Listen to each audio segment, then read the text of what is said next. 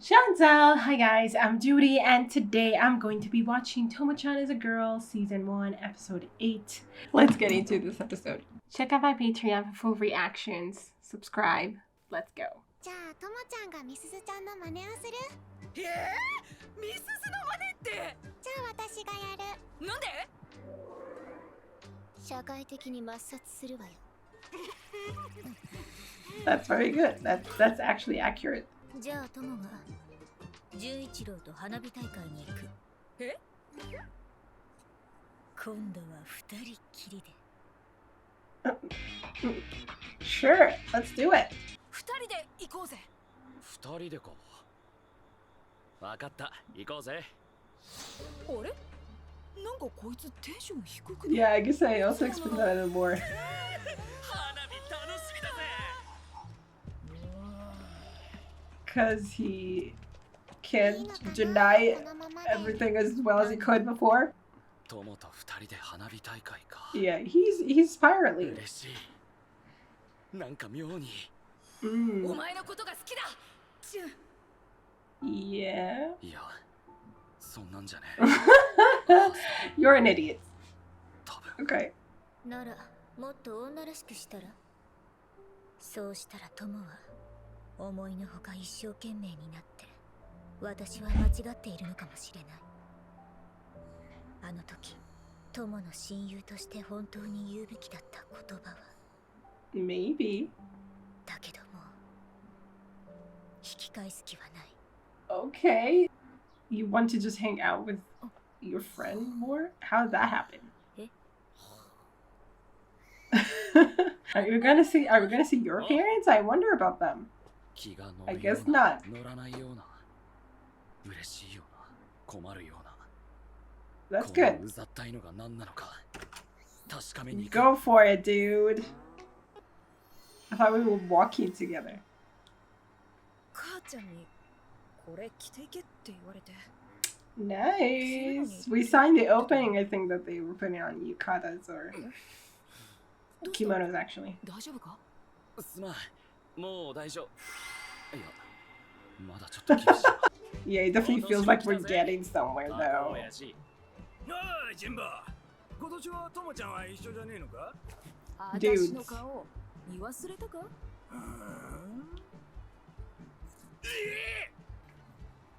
敵や作品、今年も来たぜ。ともちゃんと順望か。I guess she never wore a kimono before, though? 何？ただし、中身は変わってねえぞ。 That's how you should be. 早く言え。キャロルは手を離すとほらすぐ捕まえられるんだけど。ジュンって誰？彼氏？彼氏なんていねえよ。フリーなんだ。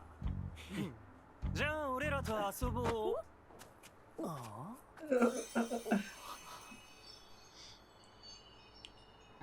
なんだよ。助けてくれてありがとう。悪かった。は？ What? お前なら一人でなんとかできたよな。ジュン。俺、また余計なことを。いくら言わせよ。つうわけで、私は今からお礼を言う。 Go for it, girl. おお。 It's like racing. ありがとう。お前がいてくれて本当に助かった。ありがとうな。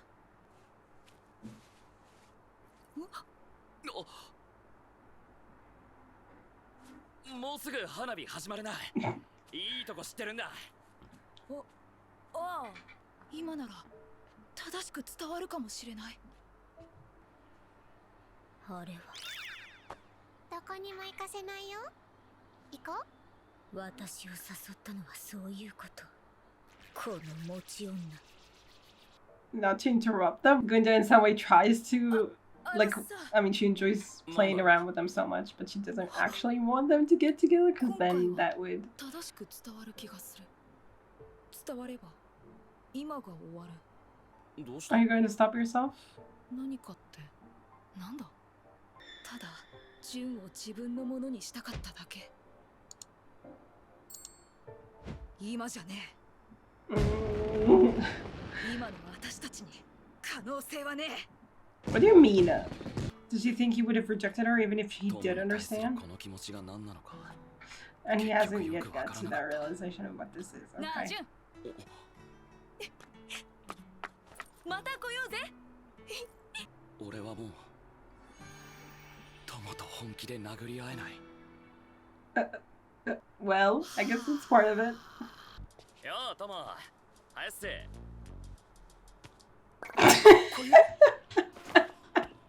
学校行こうぜ。ぶっちゃけ気持ち悪い。ぶっちゃけたわね。So funny, oh my god. 変わってきたね。ともちゃんとじゅんくん。 Yeah, they ちゃ are. んの計画通りだよね。あん Mm, まり嬉しそうじゃないけど。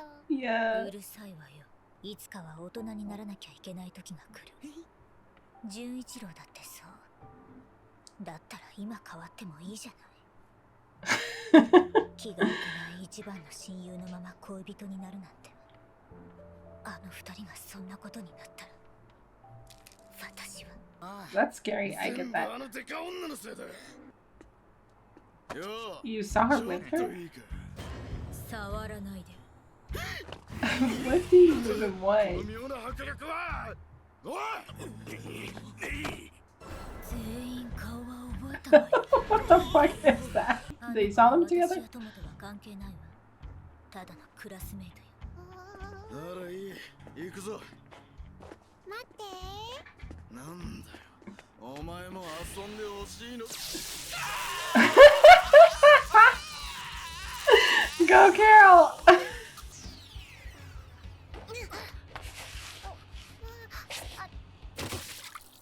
What? 何してるの？ What was that?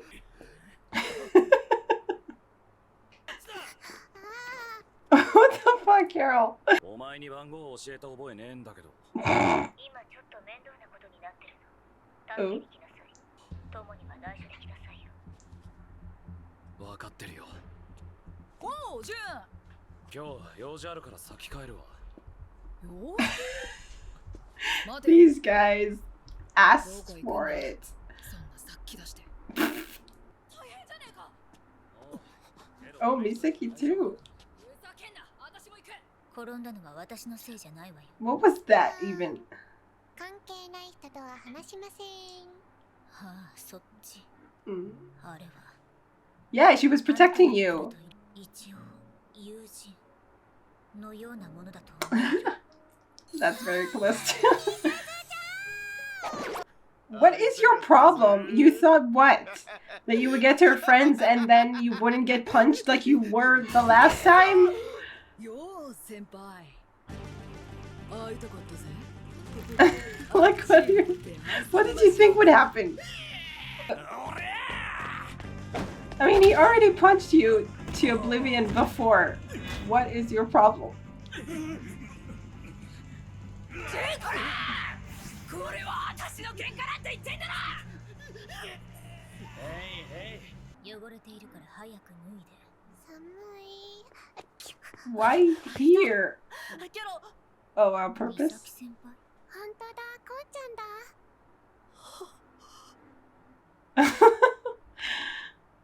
I don't know if it was on あ purpose と or は not. お前だけだ。キャロルに何をした？ What? キャロルにいかがわしいことをしたのか？美咲先輩？あんな純粋でや Oh my goodness. こうちゃんが怒ってくれてる。私のために。いいから誤解を解きなさい。死人が出そう。僕はなんてバカな誤解を。でも嬉しかったよ。ありがとう。 What the fuck was that? Oh my お god. 前はどうすんだよ。いいのか？ミスズが大丈夫っつったら大丈夫だ。行こうぜ。 Okay. 話ってなんだよ。俺に遊んでほしいのか？ Oh my god. なくなった途端強気になるなんて。 Her dad takes care of it. 相沢五郎が率いるイカれた世直し集団。友はその道場の一人娘よ。許してくれ、知らなかったんだ、そんなこと。 I mean, it's the same name. 制御なんかできるわけねえよ。一体何人いると思って。できなくてもやるの。あなたの全身全霊を使って守るのよ。守るって何を。私たちとあなた自身を。 Okay. 脅すなら襲われる前に脅せよな。思いつかなかったわ。嘘つけ。こんなところに逃げ込んだのもわざとだろ。 She wanted Tomo to come, I think. 私や私の友人に手を出そうとしたのよ。無傷で返せるわけないでしょ。お前も一応女子だからな。友だって女の子よ。そうなんだけど、やっぱあいつは女とか男とかじゃなくて。うるさいのよ。あなた、あの餅も。餅？頭に血が上ってまたあんな大立ち回りを。せっかく最近意識してもらえるようになってきたのに。学校行こうぜ。 The entire hand. 今のだ、ジュン。ちょうどいいぞ。ちょうどいいぞ。何の話だよ。 Okay, that was fun. That was honestly had a lot of fun moments. So June is aware, or starting to be more aware, or he knows that there was a possibility that she confessed to him for real, but he was like, no, that couldn't have been it. Or at the time, he definitely thought that wasn't the case, or like he didn't let himself think that that would be the case, you know? So he was like playing it off as like, oh yes, of course, we're best friends or whatever. But he is aware, like, he doesn't know that that could have been. I mean, he tells himself it couldn't have been, but he tells it that to himself because he thinks it could have been, possibly, especially now that he, you know, that she invited him to the fireworks and everything, that it could have been a real confession. And I mean, if she does it again, then he will definitely get it, but he still doesn't exactly know what he feels. Like, he doesn't know that what he feels is, I don't know if to call it love, but whatever, you know? I definitely get the sentiment of, like, you know, wanting something, like, or at the very least, like, not knowing exactly what you want, but feeling something and wanting to act on that, but not knowing where that would lead. So just like focusing on, like, oh, I want to tell him that I like him, I want to confess, I want to confess, I want to confess, I want him to notice that I'm a girl. And then she ended up thinking, like, oh God, it might actually happen this time. If I confess to him now, he will get it. But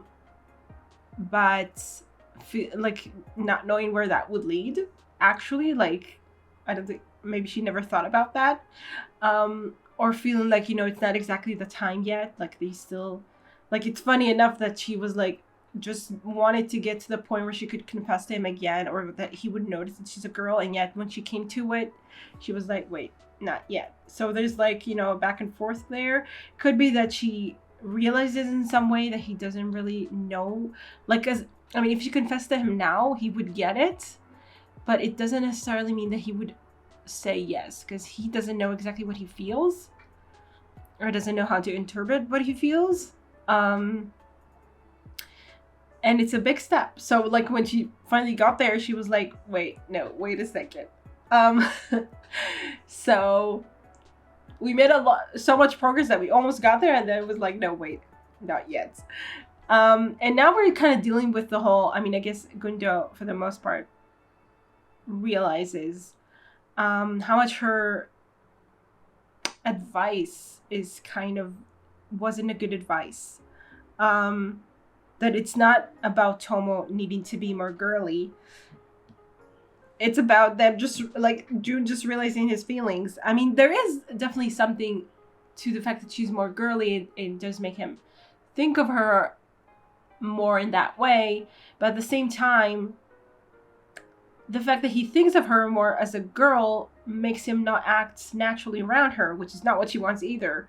So, like, the show itself is struggling with the balance. Like, it's showing us that, you know, that we don't want it to be, like, for him to see her just as a girl, and not to see her just as a boy or, like, a friend or whatever. Like, there has to be some kind of mixing in there. Like, see her enough as a girl that he like that he can, you know, envision a relationship with her, but not so much a girl that he can't do anything with her that he used to, you know, that it's awkward and he can't even touch her, or like in any way that is friendly, you know. So yeah, so we're struggling with that, and I love seeing it, like actually like actually seeing the struggle, I guess. And for Tomo herself to realize that, you know, it's not that she wants him to see her entirely as a girl.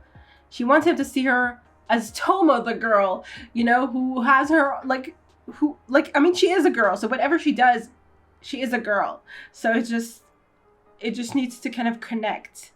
That, I mean, it's all fine and good for her to act more girlish in certain things, for sure. I mean, all of that is part of who she is, but she doesn't need to discard everything about her that is savage or crazy or I don't know what, just so that he would see her as a girl, because then that doesn't leave a lot of who she actually is in there. So yeah, it's a mix. It's like they said, oh, look at her, she doesn't look at all like herself, like, you know, those at the festival, those like shop runners or whatever they are, stand runners, they were like, oh, look at her, she doesn't look like herself at all, but on the inside she is herself. So there's like this, she still needs to be herself, but at the same time also, you know, I mean, she's I mean, every person is constantly working on themselves in some way. It's just constantly changing. So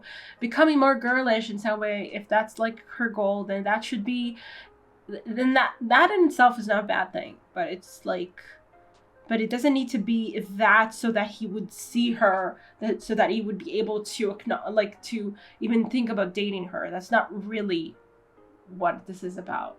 And Gunda realizes this, and I mean, I wasn't sure if she was like, because like she realizes that she made a mistake in that way, that she was kind of like that if that is not really it, then she's just, you know, then Tomo's doing all these things to be more girlish when she doesn't have to.